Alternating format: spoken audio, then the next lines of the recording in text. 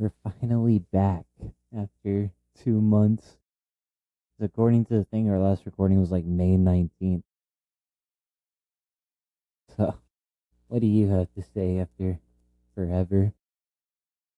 I guess I would say to all of our fans, the old song, Baby Come Back. No, it's been an insane couple months for us. We've been on the road, feels like a lot more than we've been home. Mm-hmm. So, thank you for Patience. watching. Thank you for your patience. All We right. appreciate it. Today's rundown. This is our 21st episode too, which is crazy. But the rundown is the NFL, college football, because a little bit more came out on that. NASCAR, and then to end it all off on the NBA. So we're expecting a short one compared to what earlier things have been. But for the NFL, some highlights right now is that the NFL season is about to begin. And then I don't know. Have you heard the rumors that's going on with the Rams right now? That what does Darnold doing? Yeah, that Aaron Aaron Donald might Donald come coming back. back? He's Ever? been working out with the team. I think is what Adam Schefter said a couple of days ago. Like, work. Yeah, according to Adam Schefter, yesterday, Aaron Donald worked out today with the Rams. Donald wanted to do a workout in a football helmet, but did not wear pads. But could you imagine though that team, like just for pass rush, they have Byron Young, um, Aaron Donald, and Miles Garrett. Hmm. How do you plan as the head for an OC? And then three of the biggest running backs in the league have signed an extension. Jameer Gibbs signed an extension that made him the highest paid running back in NFL history. He signed a 3-year deal where that could be worth it's worth 67.5 million, but could be worth up to 75 million. Hmm. What do you think on that? Is and the Lions being able to finally reach an extension with Gibbs? I think step one was letting Montgomery go, and that freed up some some money, but also made the writing clear on the wall that they were going to put all their eggs in the Gibbs basket, which Gibbs is probably the heart and soul of that offense. Close second um, is help me out. St. Brown. St. Brown, yeah. Close second is St. Brown, but the window's getting smaller and smaller for the Lions. So I am not surprised, not one bit. I think some of the moves the Lions made or didn't make, I think he kind of saw this was coming, and he earns it. He's paid his dues, and he's represented Detroit well, and now we'll see what they can do this year. Detroit coming into a new season. Yeah, and ag- probably arguably the top three running backs, or at least part of the top five running backs in the NFL, signed an extension this past week. The other two being Jonathan Taylor and Bijan Robinson for Atlanta. Um, Jonathan Taylor and the Colts reached an agreement on a 2-year deal worth $44 million. That could be worth up to 47 million. So they're keeping their core there, and then Bijan signed a 3-year deal worth up to 75 million with 50 million guaranteed. And it seems like the running back, you know, they're playing history, their playing time is just seems like it's short because they take such beatings, time after time after time. Every year though, it's starting to seem like it's getting more valuable at the running back position. But yes, that's what I'm saying. These guys, you got to strike while the iron's hot. I think as much as anything is now you're kind of seeing, maybe some two-headed horses like you had Montgomery and Gibbs, maybe trying to extend that. But what do you think? Is it kind of shifting some off the quarterbacks onto running backs this day and age? I think just in general, everything's starting to climb because it's being easier for people to pay people now. with how much money's going around, but still quarterbacks are still signing crazy deals worth, I don't know, up to what, $300 million at least. Mhm. Then the Hall of Fame games tonight between the Panthers and the Cardinals.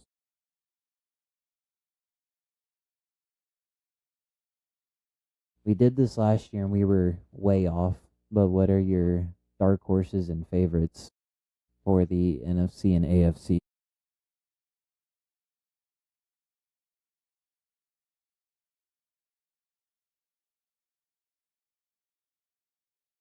We did this last year and could not Yeah, have been any more off. for the AFC, um, don't know if they're a playoff team, but I do like what the Titans are doing. I Mhm. like with Dayball, you know, as the OC, Mhm. and the new coach there. I like what I'm seeing there. I like I think what they're what Ward's gonna do is gonna be special. You've got you know Ridley, then you got the got Cornell Tate out the Cornell draft. Tate out of Ohio State, and you've already got the one kid there from last year. So you got a decent core as far as receivers. Yeah, I don't know what their projected record is, but I think the ceiling for the Titans is 6-11, is something I saw from, I think, ESPN. But I agree with you. They got, and then along with the wide receiver room, they got Wandale Robinson out Mm-hmm. of free agency. Um, where's the Jet? Yeah, out of the draft, they got Carnell Tate and Keldrick Folk. I really like the Keldrick Folk add on. All right. Let's see. To start off the year, so their first 4 games, the Titans get the Jets to start off the year when everyone wants that. The Eagles, the Giants, and then the Ravens. That's their first 4 games. Mm-hmm. So that's probably what. Two winnable games. Yeah, it's 2 winnable games against both New York teams. Um, then they start play in their division. They play the Texans and then the Colts. So probably won't win either of those. Then they play the Browns. That's winnable. Bengals. Would you say that's winnable with Titans and Bengals? I think it's winnable. Yeah, the only on the road, but I do think it's a winnable game. Yes. They play probably the best team in their division going off of last year, the Jaguars. They played them and then the Cowboys and then the Jags again. Uh that's probably 3 L's. And they play the Commanders and Lions. That's probably another 2 L's. Honestly, after that Bengals game, the next win I see for the Titans is when they play the Raiders. Mm-hmm. Christmas, just a little bit after Christmas Day. And then to end off the year, they get the Steelers and Texans. So Steelers probably isn't winnable. So that's what, 4 wins maybe. It's not an easy schedule. No, see six. But last year they were 3-14. So I think when we're from Tennessee, but this might be a hot take, but I think the Titans are going to be better than most people are thinking. Mm-hmm. Are they like your dark horse or? I would not call them a dark horse. We're talking about surprises. Yeah. So that's kind of the reason I brought them up as I was scrolling through, the standings, which Now, obviously they're all 0-0 right now. last year was it you that you said the? Didn't you say the Patriots were your dark horse last year? I feel like Uh, one of us said that, or at uh, least we talked about them for a little maybe, bit last year. maybe that worked out good for whoever said that Mm-hmm. one. And then we said like what, the Ravens? That didn't go too well. Yeah, I think for me the AFC East it's a two horse race. Buffalo's moving into their new stadium. Mm-hmm. We'll see with that loss out of the Super Bowl what that could do to the Patriots. Does it galvanize them? Like what trajectory does that put them on? Because they were embarrassed. They don't have a Um, good. They don't have an easy schedule this year either. The so Patriots. the North, you got to think Baltimore is a favorite, like you said, in the South. You want to hear this gauntlet that the Patriots have though this year? Is that So starting on November 8th, they play the Packers, the Lions, the Chargers, the Bills, get a break against the Vikings, then they play the Chiefs, and then they play the Broncos to end off their season. mm-hmm.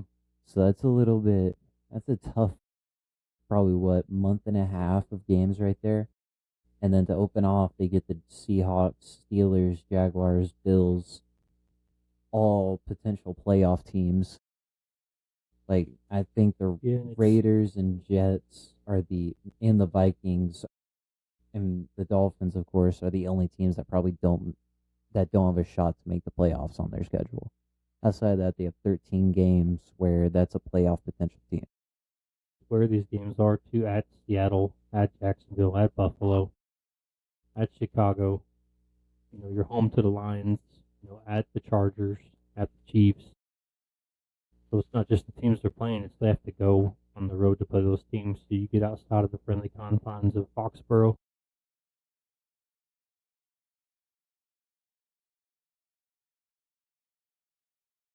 Super Bowl odds up too. So as of right now, according to ESPN, the favorite is the Rams, of course.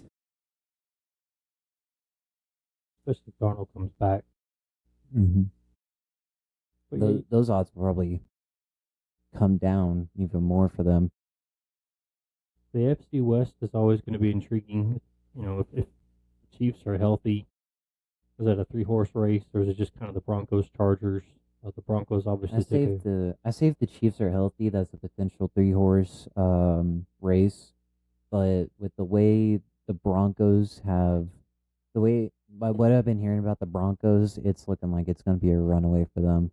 The Broncos just have a lot to work with, and I've seen predictions of that team potentially going 15-2. I know their defense is really well with Pat Surtain. Their offense is getting better. Well, too, who knows how far they could go. Didn't Bo Nix get hurt in the playoff game last year? That was basically a snow-covered kick fest. Yeah, and don't forget they got Jalen Waddle too. They traded for Jalen Waddle. Mm-hmm. Yeah, they got Pat Surtain, Nick Bonito on the defensive end. I think their defense is better than their offense by what I've heard. But I think the Broncos were like projected to go 15-2.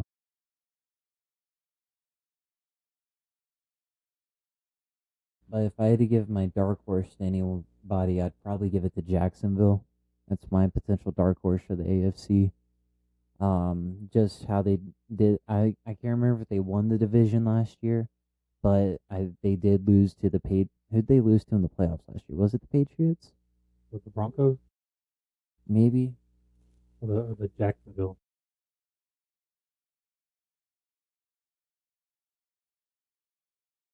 They lost to.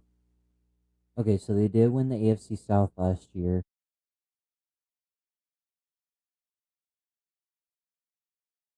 They lost. They lost to the Bills in the wild card by a field goal. So, I think Jacksonville. That's my dark horse.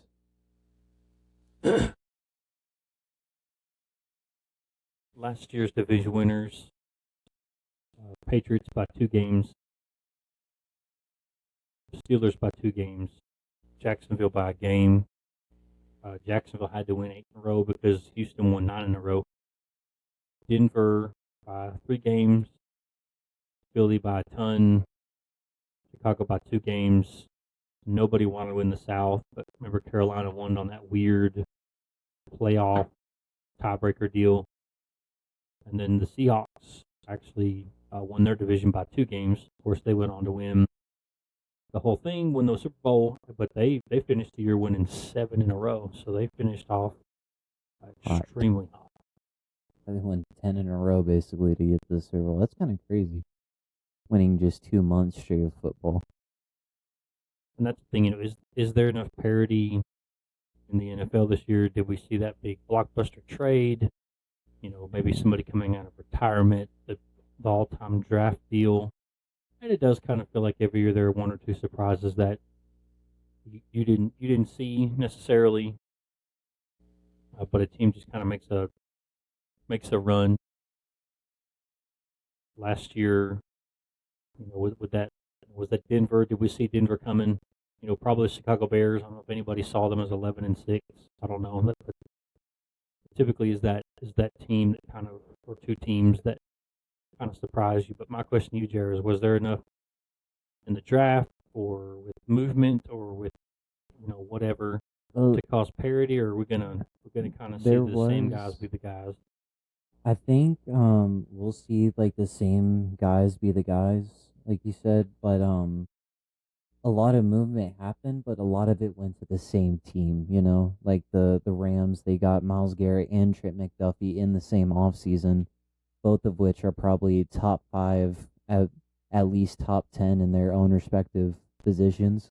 Miles Garrett is Bleacher Report's like best player in the NFL, and then Trent McDuffie is a top 5 cornerback, and they got both of those through trade. Um, so that I think the Rams will probably. I think the Rams will just run away with it, even though with I think Seattle will fall a little bit because I know they lost a few guys in free agency.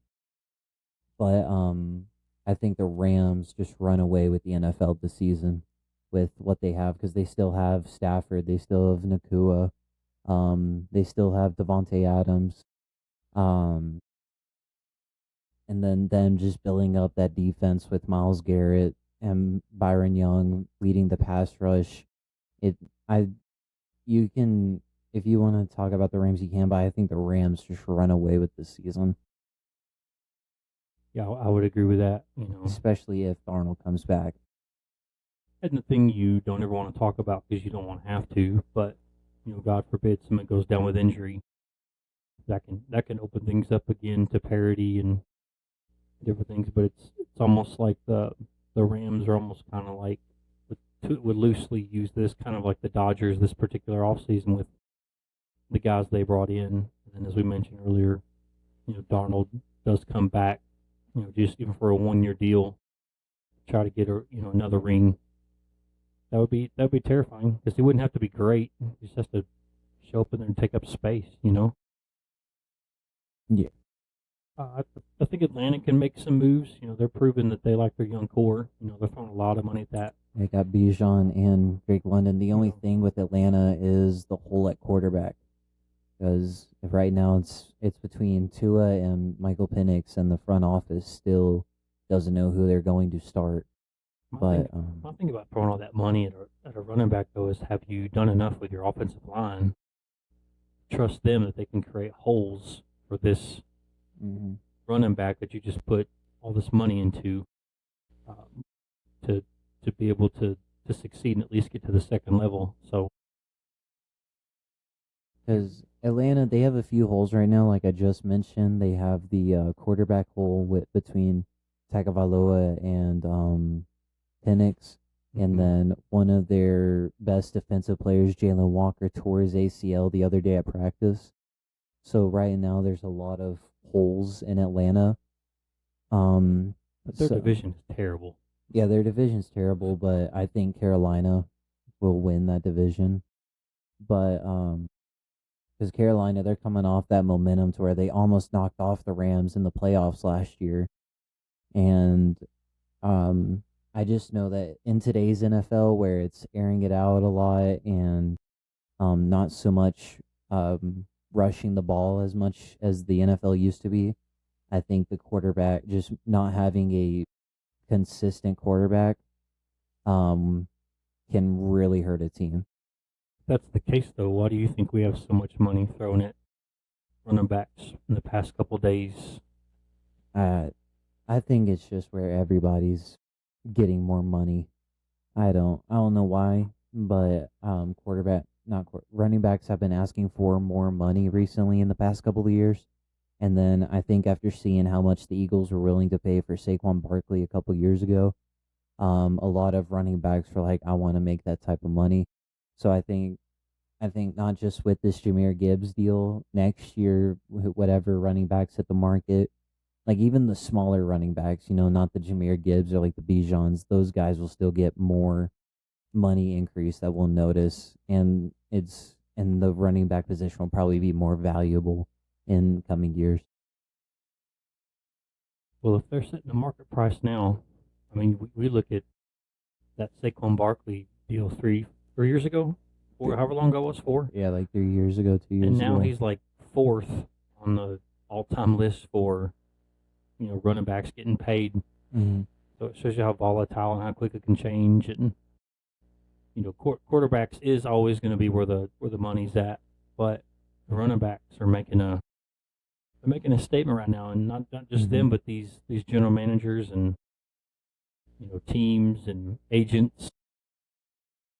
So if I'm a running back and I'm looking for agency in the next year or two or something like that, then I'm very, very encouraged. But it also puts a lot of pressure on me to know that if I can have any success, then I might be going to the bank with a healthy payday. Mm-hmm. So who is your? Oh, I didn't ask you earlier. Who's your AFC favorite? Like, who do you think will represent the AFC in the Super Bowl in February? Looking through the teams now, so I don't forget or overlook anybody like I am prone to doing.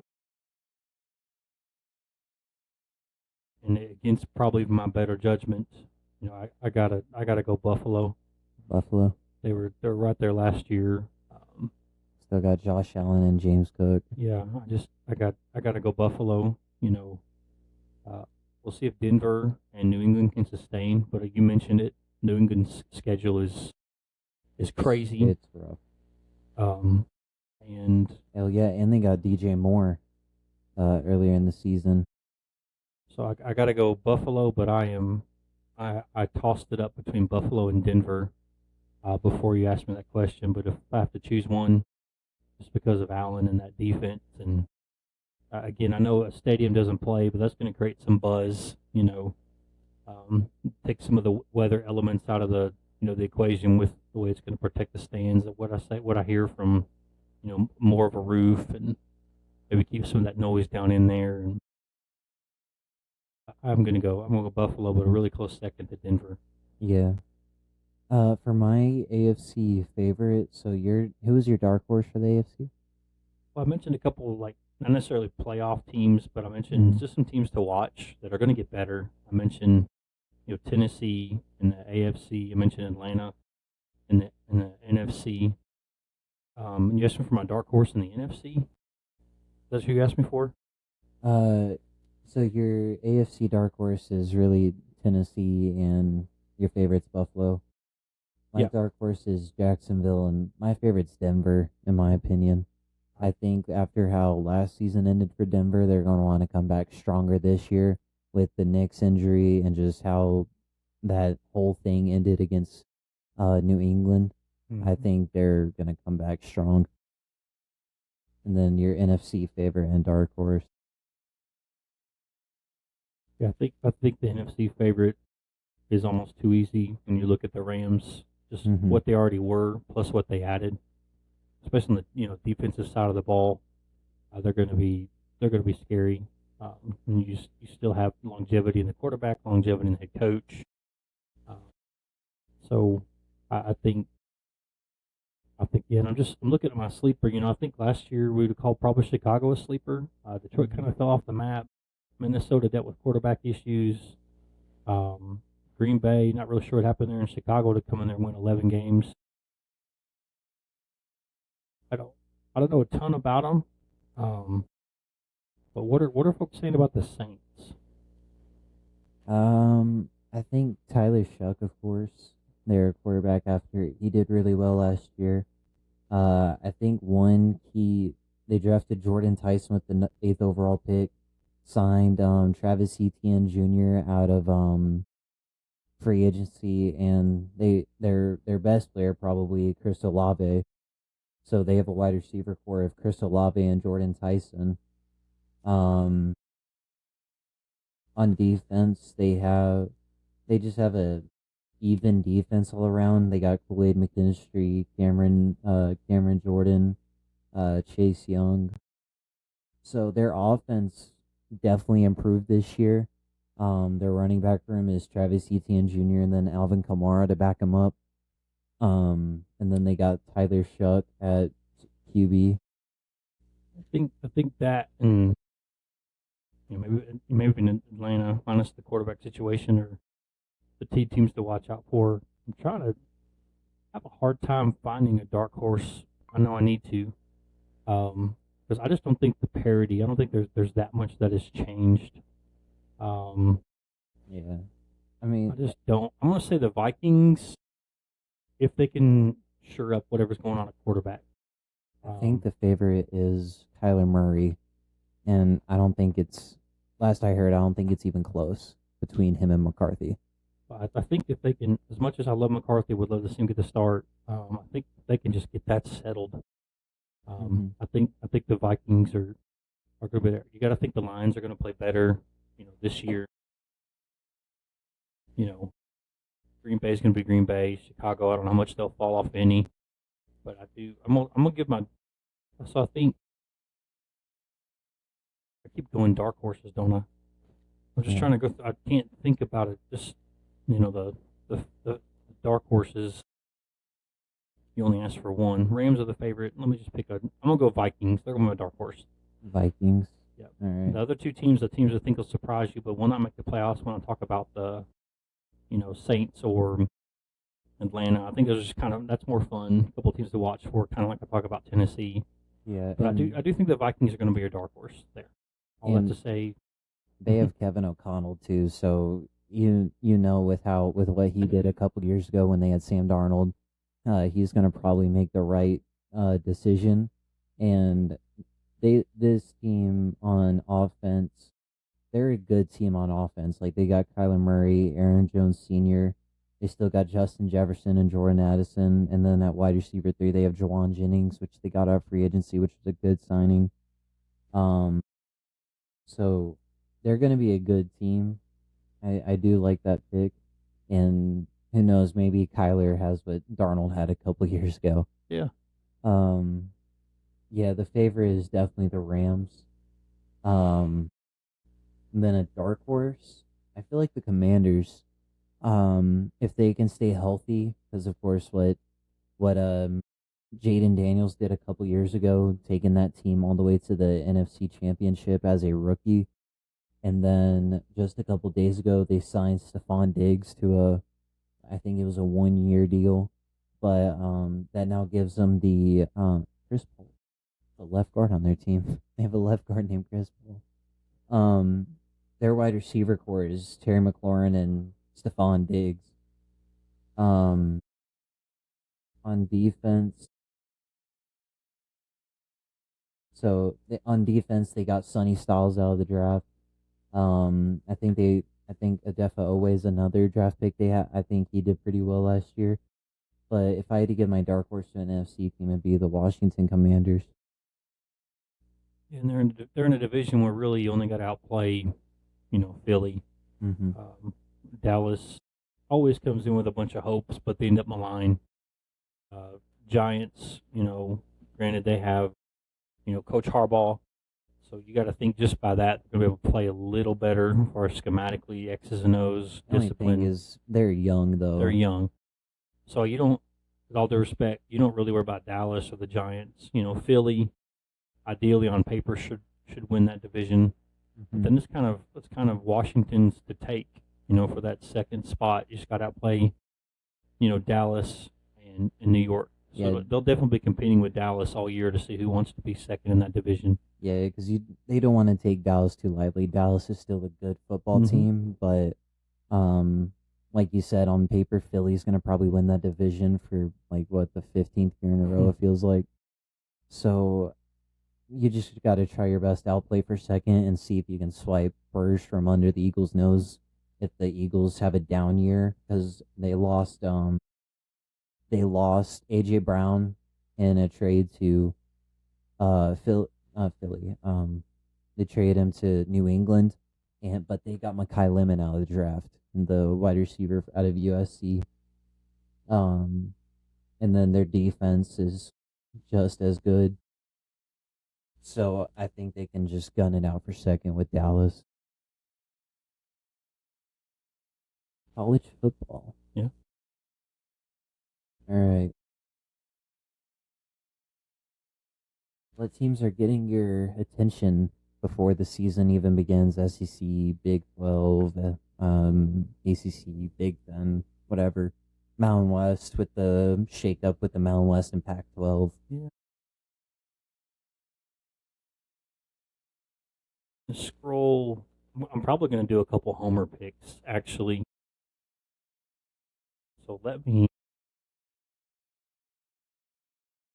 I'm gonna stay home in that when I talk about the University of Kentucky Wildcats.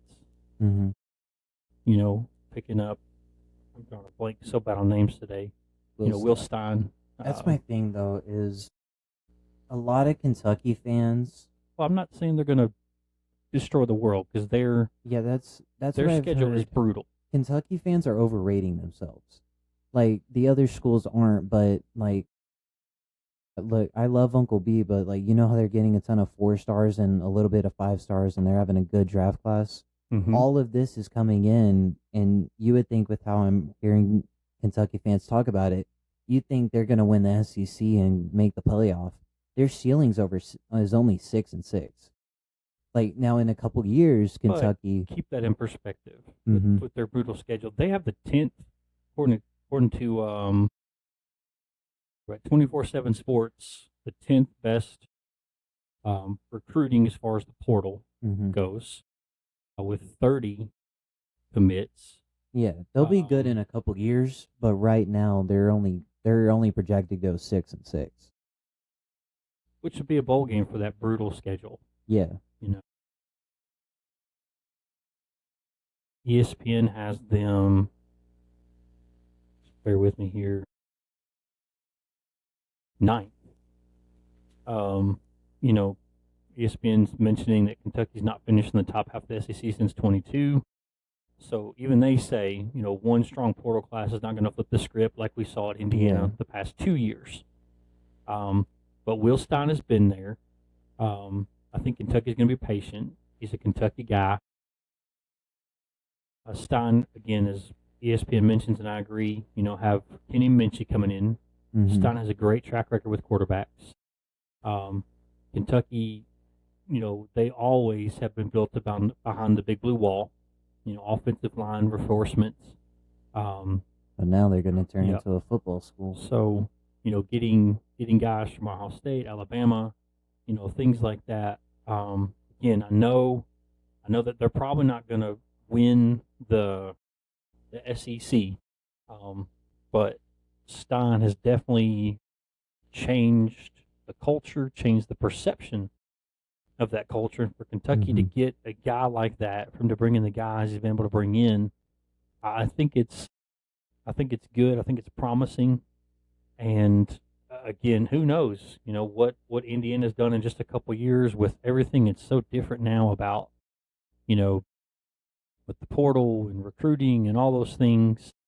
But it's interesting. They're my team to watch. The SEC is going to be brutal. Again, they're going to be good. It's going to be worth watching LSU. Have you seen like the projected top 8 teams for the SEC? Yeah. It's insane. Yeah. It's going to be fun this year, talking about the SEC, just to watch that LSU show with Lane Kiffin. It's going to be interesting to see what Vanderbilt can do as their post-Pavia. Vanderbilt's going to fall off a cliff. Most likely. And again, I talked about, a homer. It's going to be interesting to see what Michigan can do. Again, out of nowhere, we all know what happened with Sherwin Moore and the decisions that... Probably shouldn't say, so we can have the rights to keep this channel. Yeah. But we know about the decisions that he made that cost him ultimately one of the premier jobs in the country. Because there's a lot of coaches, I tell you, that dream of coaching that football. Yeah, no doubt about it. I read in a couple different places that, prior to Whittingham getting there, to be able to get Whittingham, arguably one of the top 10 coaches. After what he did in Utah the past couple years. Football, yeah, what he did out west at Utah, which was not a football school predominantly. You know, you think about not a lot of resources. Now he's at Michigan, the Big M, the Block M, the Big House, Jordan Brand, the NIL money, you know, all Probably of it. the richest program in the country. I've read multiple places where it's like the largest alumni fan base, you know, in the world. Like most of their fans came from Michigan, or like It's just where when they graduate from Michigan and they go off and do whatever they want to do, like that alumni base, the pool mhm. is one of the largest in the world because you have University of Michigan, you have the medical school, you have the music school, you have the business school, you have multiple athletics that go everywhere. But Whittingham has developed a staff, you know, with an offensive coordinator and a coach that's going to just be able to work with Bryce. Apparently, last year, Bryce, everything he did, you know, virtually everything was just on raw talent as a freshman coming out of high school. Mm. So now Whittingham is able to do that. He's able to focus on football. He's able to move the guys forward, move the needle forward. And you know, it could have been a lot worse. We kept Hitter, you know, that the crazy, incredible, you know, The fact that excuse me. Michigan was able to keep the guys that they did after that Sherrone Moore thing The is only reason we did was Whittingham. You know, Timothy Carr is breathing down Underwood's throat. You know, everything people are saying they're seeing about him. Bryce is the guy, but you've got Hitter and Marshall. Marshall's back, so your running backs are studs. You know, Cusdall, he's back. He did an admirable job last year when all of our running backs got hurt. But Hitter is the real deal. You know, we're keeping a tight receiving core with Marsh, excuse me, and that crew back there, and their defense is always going to show up. Again, not saying they're going to make the playoffs, but I think it could have been a lot worse for Michigan this year had they not been able to get Don't sleep Whittingham. on Michigan though. I think Michigan has potential to sneak into that playoff next year. I think they can. Their schedule, though not as bad as some, you got to think Western Michigan, where they open the year, it's a dub. Oklahoma comes in here. Who knows? I think you may give the nod to Oklahoma. 'Cause the At SEC's SEC, better. they're a playoff team last year. Don't know who Oklahoma brings back. But Still John Mateer. the fact that it's here at the Big House, it's winnable. It's winnable. You know, we went down there with a team we had last year and played a much more competitive game than we should have. You got to think UTEP's a win. Got Iowa at home. Iowa always plays us tough. At Minnesota, you got to like that. I still like us winning at Penn State because Penn State's very much in a rebuild. They're right now in shambles. So they're not what they were But 2 or Penn 3 years State- ago. Penn State's basically Iowa State the past couple of years, so Yeah. don't go in there too light. Indiana comes in here. You know, That's again, bad. granted, the reigning, you know, champions, but don't have Mendoza. You know, lost different guys. They're the guy now. So we'll see what that's like. You got to like them winning against Rutgers, Michigan State, 5:30. at Oregon. I don't see us winning that one at all. Quick with it. UCLA got to be a dub, and at Ohio State, that game is always 50-50. 50-50. So at most, Not after last year you know, though. one. Well, we didn't have a quarterback. You know, 2 years ago we didn't have a quarterback and we beat them. And Yeah, but and last year we had a quarterback. Excuse me, but he just, you know, he wasn't getting the reps. And man, we And- rolled in that place and home, and they were ready. Brutus spent more time in the end zone than They were Michigan. ready for us. They were ready for us. It was ugly, but you saw it coming a couple weeks before. We about got Well, beat they by, remember they had Jeremiah Smith as a wide receiver. a couple weeks earlier. We should have got beat by Northwestern. You know, Mhm. That game was a little bit hard to watch. that was awful. I should have lost that game. If you lose to Northwestern, it's probably an automatic fire. I'm seeing maybe 3 losses. You know, Mhm. Oklahoma, Oregon State, Ohio State. You know, Indiana would be 4. At worst, that's maybe what 4 or 5 losses. Yeah, if you stump your toe big time, 5. But that's a brutal schedule. Oklahoma, you know, Indiana, Oregon, Ohio State. If they probably had the easier side of the Big Ten, like where they played Northwestern and all that, then that's Yeah. probably a 10-2 season, but The good- rough schedule. The good thing for us is we have like 8 home games. You know, Yeah. you only have 4 road games. So anytime we're at the Big House, that does give us a little more chance. When you got 110,000 of your best friends behind you.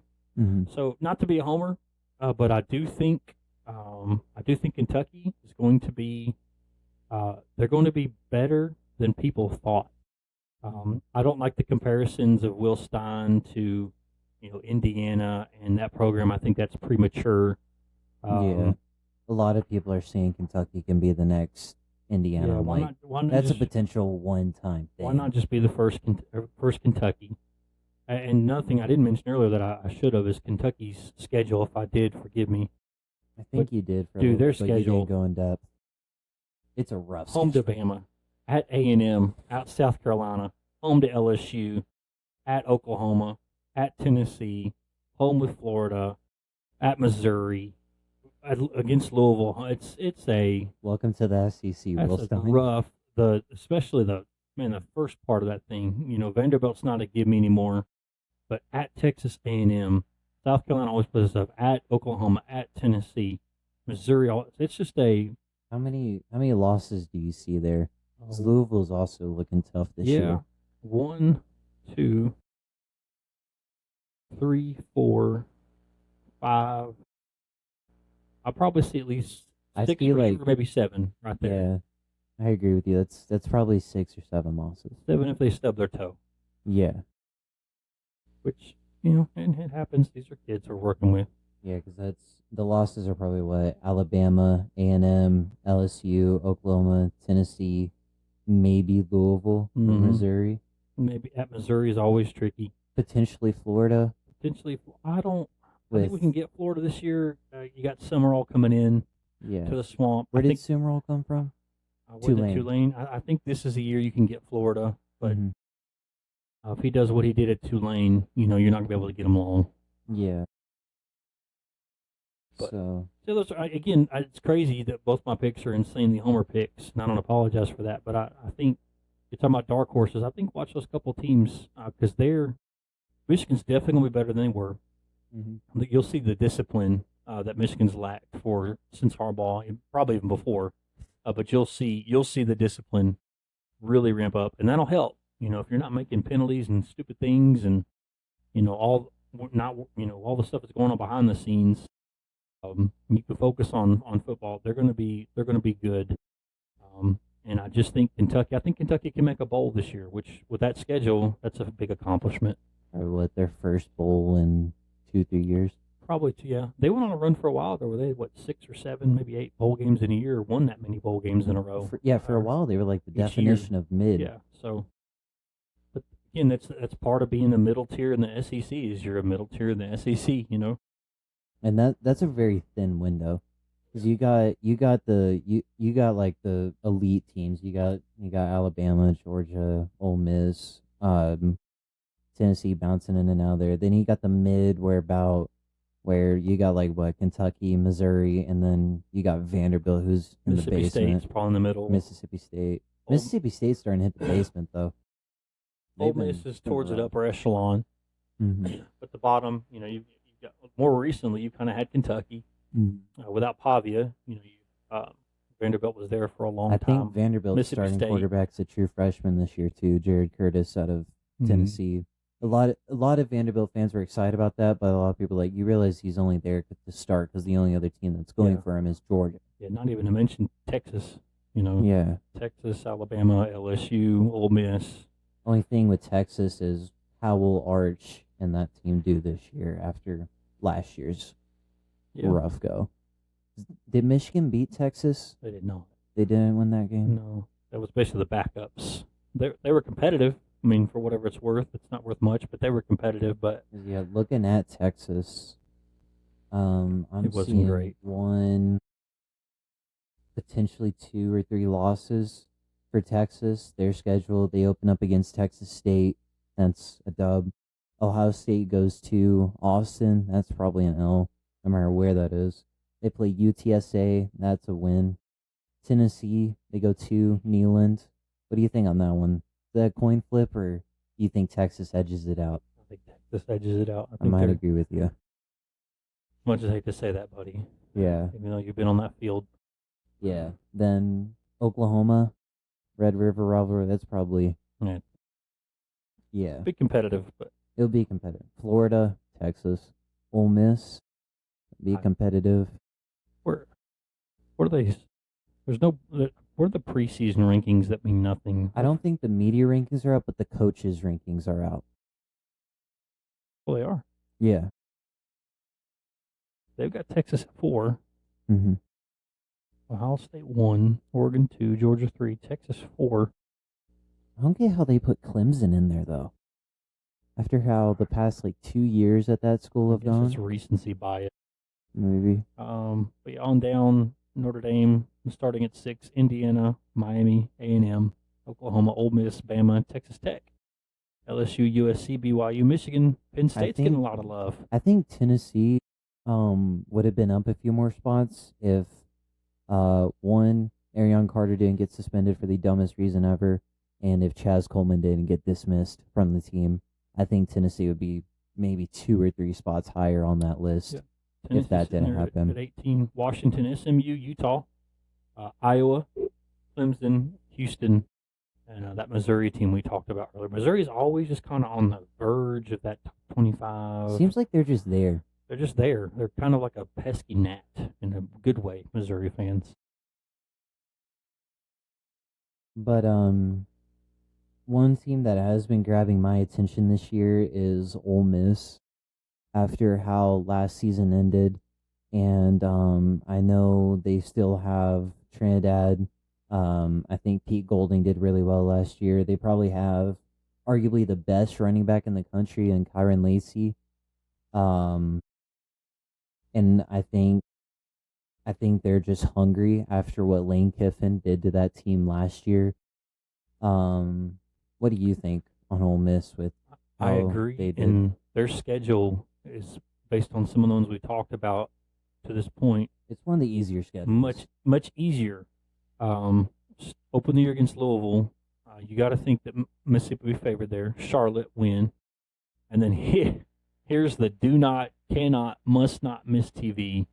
LSU comes in there to Oxford on September 19th, 7:30. Game day is going to be there. It's going to be crazy. I think Ole Miss wins that game. You want to know what they did too? They put Lane Kiffin on the road against a ton of his former teams. Yeah, I'd have done it too. I'd have. Shame on the scheduling gurus, whoever, if they didn't schedule this game. You got to like them at Florida. Got to love them at Vanderbilt. You got to like them against Missouri. I think they stumble against Texas. You got to like them against Auburn. I think they stumble against Georgia. Ole Miss is 10th in the coaches' poll rankings also. At Oklahoma, possibly lost there. So you're looking at maybe 1, 2 losses, 3. They stubbed their toe. Mm-hmm. So they're going to be right there in the playoff picture this year based on that schedule. Yeah. Closing the year against Wofford, Mississippi State, 2-0. Mm-hmm. So they won't lose after November the 14th when they go to Oklahoma. And that's a winnable game. I'm just going to give that to Oklahoma. Mm-hmm. Because that's an away game. Mm-hmm. And then Boomer. Who do you think wins it all as of right now? Or if you have any opinions on the coaches' rankings? I trust coaches' rankings more than I trust any others. Mm-hmm. Because they coach, right? Mm-hmm. I also do not like early preseason polls because they're, how do you know? So much can happen. How do you know? You know, we're just seeing these guys, what they're letting us see. I think camp started too a couple of days ago for a lot of teams. Mm-hmm. Yes, some of the SEC schools just went back this Tuesday or Wednesday. Mm-hmm. As far as, camp. With the portal, and you got to almost lean on guys who are coming back. And as much as this pains me to say, Ohio State was saying and Love and the guys that they have their juniors this year they're going to lose. I don't know that anybody touches Ohio State this year, and that hurts. Like, that hurts so bad to say that. Yeah, because they got Sayin, they got Bo Jackson, they got that 5-star out of California. I can't think of his name right now to pair alongside with Jeremiah. And Jeremiah is he's gonna be playing like it's gonna be like you against preschoolers. Like, he's just gonna be destroying people. Have you seen? He's different. Have you seen when he might break the record for most college receiving yards? Like, he might be, after this year, the greatest college football player we have ever seen. Yeah, he would have been drafted this year, like top 5. As a freshman, people are saying he's going to be drafted top 5. Even. And again, I mentioned earlier, I'm going to give them my favorite, and I just don't think it's going to be close. I think it's going to be one of those years where that we just see that dominant team. But I think that close next is Texas because I think Arch with a year under his belt now, About a year and a half. all the hype is gone. There's no more ridiculousness saying he's a Heisman Trophy winner favorite. Man, the guy had done nothing. It's not his fault. That just name because on of his his last back. name on his back. But I'm going to say watch out for Texas. Their defensive coaching staff picked up Stoops out of Kentucky, which is a brilliant move on their part. So those are my two teams that perhaps the two we see playing for the national championship game in January of 27. You think Ohio and Those are my top two teams. Yeah, yep, 100%. wait, who else? Ohio State, Texas, Okay, yeah. and they play early in the year, so we'll get a little sneak preview. I agree with you. Ohio State is probably not going to be touched until next year potentially. Their entire team's going to go into the first round. That's But yeah, it ain't looking close. College football.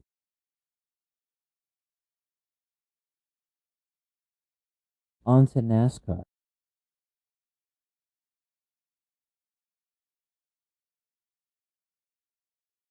a quarter, 1/4. So 4 of the 16 teams have already locked themselves into the chase for the playoffs.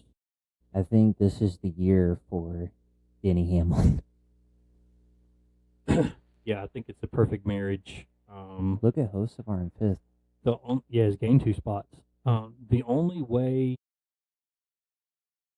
that you could see Denny not winning this year is, if we were to go back to last year's format, which obviously is not going to happen. Nobody's advocating for that. I think the at only one way. point, Denny was 150 points or whatever back, like of Tyler. Like everybody's like, well, Tyler Reddick just when you win 5 of the first 7 races or whatever it was this year, it's talking about Tyler Reddick. At this point, the only way Denny Hamlin does win the championship is if his car explodes on the 10th lap of every race. Yeah, he already has an 84-point lead. He's chased Reddick down past him. 14 top 10s, 12 top 5s, 4 wins. Only Reddick has more with 5. Yeah, it's Denny's to lose, and I hope Denny gets one. We have seen something happen over the course of the past year to year and a half with Denny, where, and I cannot believe I'm saying this, he's become likable. Mm-hmm. He's become relatable. We said this before. I think he has always tried so hard to play that villain. That's what he tried And he's to just do. not. He's not. Now, terribly, when you have a house fire, And you lose your dad, and you lose the championship last year the way you did. That was just a rough 2. Everybody on the planet felt bad for that dude. And then to have the house fire and to lose your dad, mom's health was touch and go for a while. Denny just needs to be Denny. Let what happens in the cockpit speak for himself. You're the greatest driver in NASCAR right now, arguably the greatest driver in the world. In my opinion, he's probably best driver in the world right now. Right now, no doubt about it. So it's they can go ahead and put pencil on the trophy and go ahead and put Denny Hamlin's name on it. And here's what I hope Denny does because he's earned it. Not only is he doing well, 23XI is crushing it. Yeah, I mean, Reddick in second. Corey Heim, who's a Let's not part-time talk about driver, Bubba. already has 2 wins. Bubba's hanging on in the playoffs by barely, and then Riley is, Riley. But Bubba's in the playoff. Going the wrong direction. Been doing that all year. Hottest driver outside of DH right now is probably Hocevar. He's gained 2 spots recently. And my driver, Chase, is really, really struggling since his race and win in Texas. What do you think about Ty Gibbs already having a clinch spot? I think it's just part of that Toyota paralysis. He's the guy nobody's talking about. And He's been dead quiet. Even when he won Bristol, it was quiet. Okay, I agree. And to your point, he has as many top 10s as Denny, only 3 less top 5s. Here's where Denny is destroying everybody. One, stage points. So if you know how stage points work, at the end of each stage of the race, typically there's 2, in the Coke 600 there's 3. You get 10 points if you finish first. A lot of guys see the Coke 600 as a points race more than anything. It is, because you can come out of there with 40 stage points plus a race win, paying points. That's 90 points right there. You can come out with potentially 90 points. So he has 179 stage points. The next closest one to him, he has 179 stage points. Here, this is the point I was going to make. Ty Gibbs, 181. Mm-hmm. So Ty Gibbs just clicking off those stage wins. So again, 179, as I was getting excited earlier, nothing to shake your nose about. 179. But Ty Gibbs, 181. 22 starts, 1 win, 9 top 5s, only 3 less than DH, same amount of top 10s. Here's what's hurting Ty. Well, I saw it last year because about midway through 2025 when we went to Michigan last year, Ty Gibbs, I think he finished 5th that race. Mm-hmm. He finished it was 3rd or 5th, I can't remember. But after that race, I noticed he racked off, I think it was 4 or 5 top 10s in a row last year. And then we talked about it earlier this year, but when he won at Bristol, we were like, I think Ty Gibbs has finally found his stride in the Cup Series. And we talked about Chase is on the other end of that. He's fallen another position. He was 4th even a few weeks ago. Now he's 6th, not locked in yet. He only has 96 stage points. Not great. In 22 starts, do the math, 96 stage points. Here's what's hurting Ty. Ford did not finish. 258 laps led. Denny has led 877 laps. Let's talk about Larson for a minute, just while I'm looking at him. Has not won since Kansas of last year. Or what? Working on over a year. Well over a year. Well over a year now. October would be a year and a half. 8th in points, has fallen 2 positions. He's led 637 laps. No wins. 169 stage points, which is 10 behind DH. But that 5 team at this point is a shell of their former selves. To lead that many laps, based on what I can see here, 2nd most laps in the series, and to have not done it yet is difficult for the 5 team. That's a tough pill to swallow.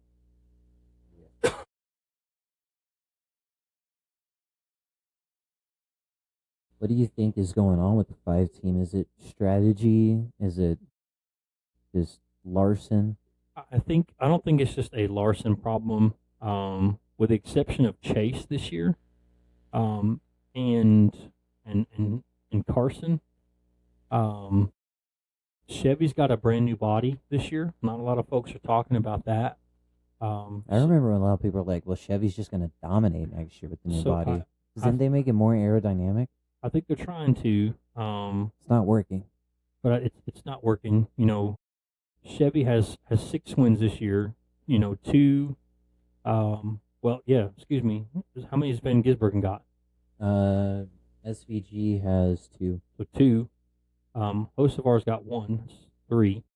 But Chase has 2. That's 5. So only one other Chevrolet driver has put the bow tie. Suarez. Daniel Suarez of the Coke 600. Thank you. So only 6 wins. Compare that to Toyota's 13. Mm-hmm. So I think as much as anything, I don't think it's a Hendrick problem. It's definitely not a Cliff Daniels problem. It's certainly not a Kyle Larson problem. It's just a Chevy problem. I think it's a Chevy problem this year. I mean, the top Chevy in points is 5th, right? 248 behind DH. Mm-hmm. So I think Chevy's learning this year. I think next year you're going to see that step forward for Chevrolet, or they're learning as they go to these tracks for the first time. So when they return to them in the chase, we'll see what they learn and what they pick up from each other, because they can share all the SMT data and all those things. So maybe they're just compiling stats now. Mm-hmm. I'll be shocked if Larson doesn't win this year, but he's not to this point. I think that's a huge story. Who do you think wins the championship if Denny somehow stubs his toe hard? I don't think it's I don't think it's Reddick because I don't think he's ready for the pressure yet. You think Blaney comes back and gets number 2? I would say Blaney. Yeah, I really would say Blaney. But carrying the heavy weight for the Ford this year, I mean, Blaney's Reddick's third. been there before though. He went to the championship 4 a couple of years ago. He has, but I just feel like while I watch races, you see him get inside of his own head, or something happen, or he overdrives the car because he's getting chased down, or he's chasing somebody else down, and you see him get out of the car and just beat himself up, and just I don't, not to say he's not gotten better, but I just don't think at this point he has the mental strength and fortitude to get there. Now another year or two, I don't think this is an issue. But I think if he gets into a pressure packed situation where it's close, where it's tight, I just think he'll drop over the edge, and he or the team or somebody, I think there'll be a mistake to be made, and then these veterans will be there to pounce. So no, Tyler Reddick is the low hanging fruit, but I'm going Blaney. Yeah, I might agree with you. So, what do you think's going on with Bell too? I mean, he's 10th in points, which isn't bad, but Briscoe's kind of finding himself a little bit. And of course, Ty Gibbs and Denny Hamlin have been with Reddick, the banner holders for Toyota. But what do you think's going on with mainly the 20? The 19's kind of found it. First thing I see here is he is tied for worst in the top 16 with DNFs with 4. Got to finish races. You've got to finish races. He almost got launched into and that's another thing is he was hurt. Michigan race, tangled up with Chase. Without the safety features that are in this car now and in the safer walls, we would have lost Seatbelt that day. If that wreck happens 10 years ago, even 10, 15 years ago, he still would have been dead. And nobody talks about Chase, but we for sure would have lost Seatbelt that day. He's led 422 laps, which is kind of as much as several. But again, 4 DNFs, that screams to me. Got 10 top 10s. He has 9 top 5s. And he's in a Joe Gibbs Toyota. The guys that are right ahead of him he's only 4 points behind 9th, Buescher. He's only 8 points behind 8th, which is Larson. He's only 14 points behind his teammate Briscoe, and he's only 26 points behind 6, which is Chase. So I know you see 10th, and he's only 29 points. From my math is still good. I'm from 5th. So I'm not super worried about it. I think he has I'd like to see how many runner-ups finishes he has this year. Has 132 stage points. So that means he's finishing in the top of stages. Means he's there. So with the injury, I'm never going to hit the panic button on Seabell, ever. So I think he's okay. But man, when you have a wreck that vicious, not only the physical but the mental strain that's got to take on you, you have to get out of your car at a road course race soon after. So I think he's gonna be okay. What do you think? Are you worried about Seabell? No, I think I agree with you. He'll probably find something because the past couple of years, whenever playoff time rolls around, Christopher Bell, it looks like he just steps up a little bit more than he did. And another thing I have for you is Byron. What do you think's going on with Byron as well? Byron is having it. He doesn't have a single win this year, and he only has 103 stage points. 3 DNFs. He's only led 136 laps. Only 4 top 5s. And just 2 or 3 years ago, he had a 8-win, 6-win season. Top 10s. So I don't know if this is a Willie B thing or a team thing, or we talked about the Chevy nose and the new body this year. I don't know much about any of that. I'm not a physicist or aerodynamic specialist.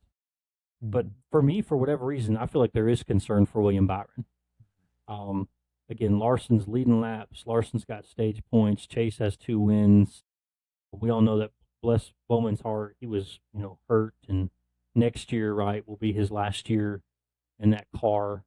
But yeah, I am a little worried about Byron, and I really can't tell you what. The main thing is 3 DNFs. You only led 136 laps this year in 22 starts. And your stage points, you've only got 103. So yeah, I am definitely worried about Byron.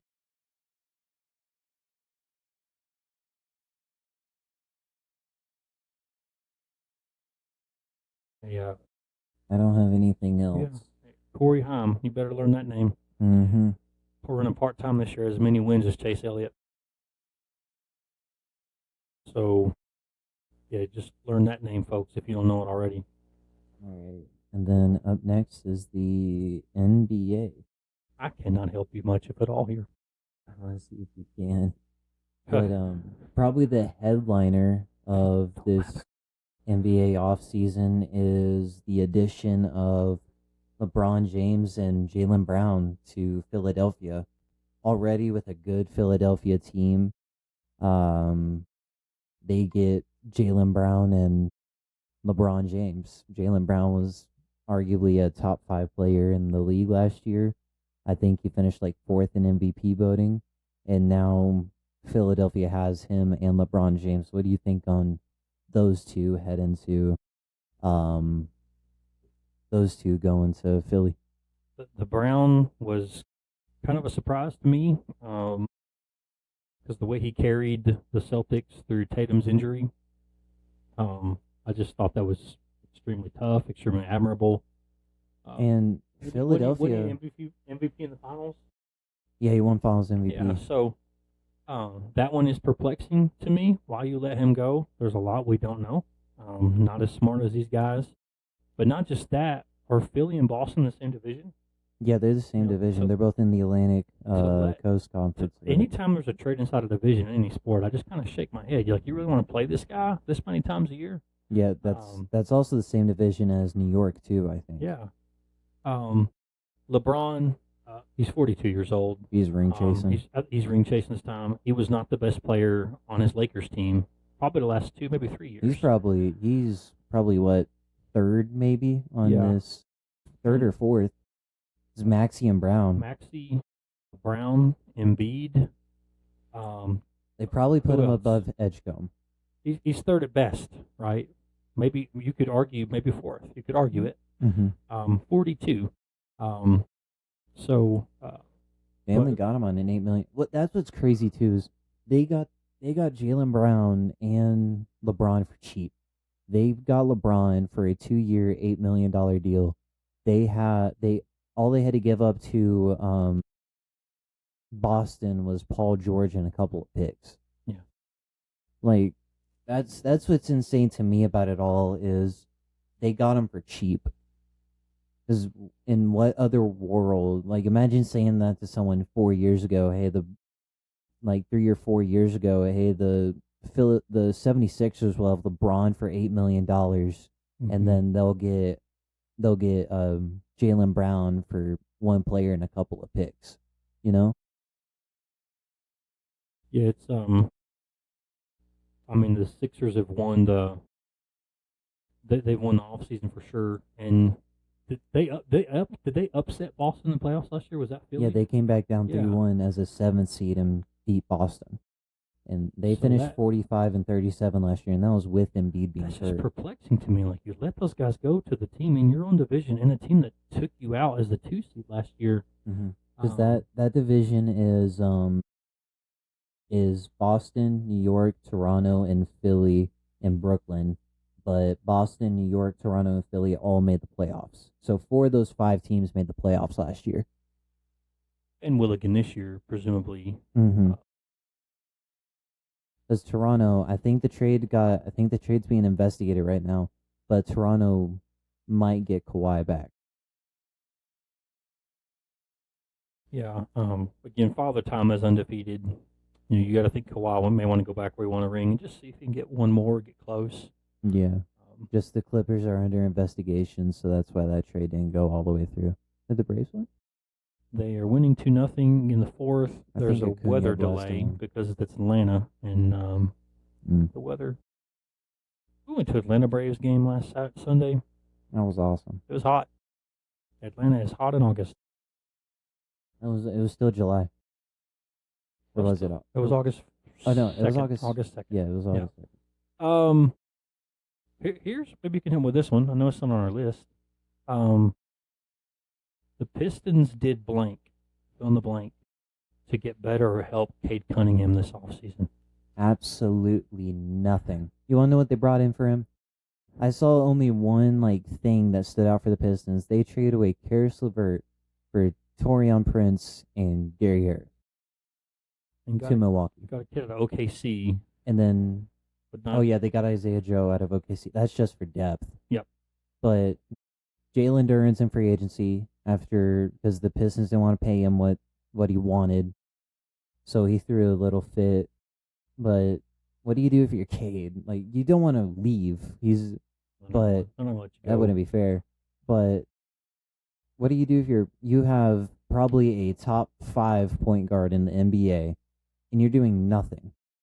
The next best player you have next to him is probably Asar Thompson, but Asar Thompson can't play offense. Mm-hmm.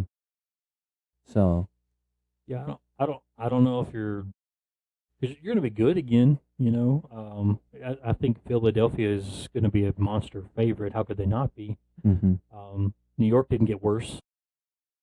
No, they're probably top four seed, which is a home game in the first round. With Bickerstaff, I love Bickerstaff. I'm a huge Bickerstaff fan. He'll have them playing well, defense especially. Detroit basketball, the bring your lunch kind of whole mantra. Maybe they're looking at something the next year or two that's not going to set them back. Because let me ask you this: what legitimate plays do you think they could have made this year to maybe make a run at somebody? Well, getting rid of Jalen Duren, that of course gave you a ton of money to open up. I think in my opinion, they should have extended Tobias Harris, keep that option there, but instead they let him walk to San Antonio.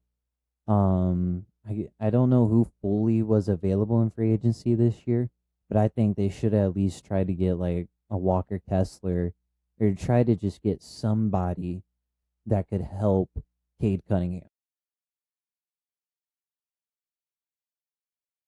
You look at some of the guys that moved, LeBron, Kawhi, Giannis, Jaylen Brown.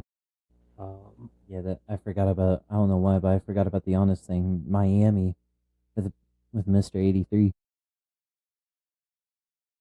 Maybe they're just waiting on something, but I agree. We were kind of all the teams that played. We should have lost in the first round to Orlando. But the teams in the playoffs proved you can't just have one guy. You got to have two, maybe three. Yeah, I'm looking at trades right now. The only Pistons I'm seeing is Isaiah Joe and when they traded in the draft. Not a lot of movement from Detroit when there should have been some. So beyond LeBron, what moves did you see the Lakers making this year in the free agency market? They went after Walker Kessler, which gave them a solid. I'm looking for what they did. They did Walker Kessler. I did like that move by them. They got Quentin Grimes, Sandro. I'm gonna butcher this name. Magalivisi. I think he's a shooter. Nailed it. But Colin Sexton. So they got more younger offense, and they got younger. But right here's a projection for the Lakers rotation. Their starting five will be Luka Doncic, Austin Reeves, Quentin Grimes, Sandro Magalivisi, and then Walker Kessler. So a good offensive team. That team can shoot the ball. And then coming off the bench, they say Colin Sexton, Bronny James, Cameron Carr, who they got out of the draft. Don Connect, Jake LaRiviera, Jared Vanderbilt, and Adu Thero, and then Ayton. So I think they're going to try to build around Luka and Austin Reeves, see what they can get out of this probably 3 to 4 year window with them. But LA will be okay, but they won't be like a threat in my opinion.